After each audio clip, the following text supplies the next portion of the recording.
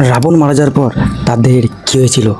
তাকে কি লঙ্কাতে দেওয়া করা হয়েছিল, নাকি আজও কোথাও সংরক্ষিত রাখা আছে? এই প্রশ্নের উত্তর নিয়ে আজও নানা গল্প প্রচলিত। তবে ইতিহাস রামায়ণ ও কি বলে? রাম রাবণের যুদ্ধ শেষ হলে যুদ্ধের শেষে রাবণ নিহত হন।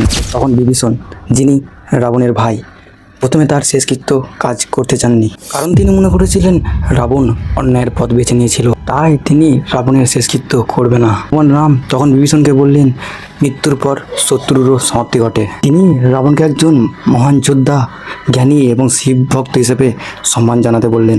এরপর বিভীষণ নিজেই রাবণের শেষকৃত্য সম্পূর্ণ করে। এর বর্ণনা বাল্মীকি রামায়ণে পাওয়া যায়।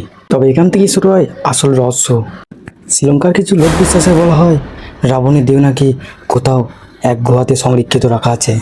তবে আজ পর্যন্ত এর কোনো ঐতিহাসিক বা বৈজ্ঞানিক প্রমাণ নেই। অর্থাৎ রামায়ণের শেষকৃত্যের কথা আর গুহা সংরক্ষণের গল্পটি মূলত লোক বিশ্বাসের একটি অংশ। তাহলে আপনার মতে সত্য কোনটা, রামায়ণের বর্ণনা নাকি সেই শ্রীলঙ্কা লোক বিশ্বাসের কথা?